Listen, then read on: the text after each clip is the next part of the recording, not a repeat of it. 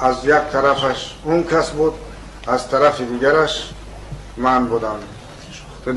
بنابراین زحمت های با وجود اومدن صلح و تطبیق صلح را من درک میکنم.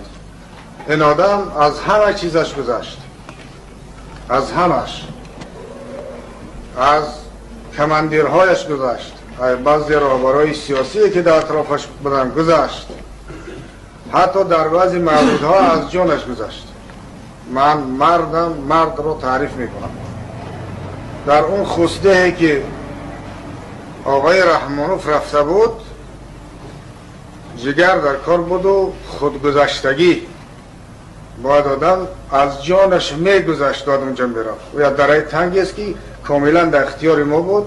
هر کاری که میخواستیم، حتی افغان هم کدام سری راه ما رو گرفت.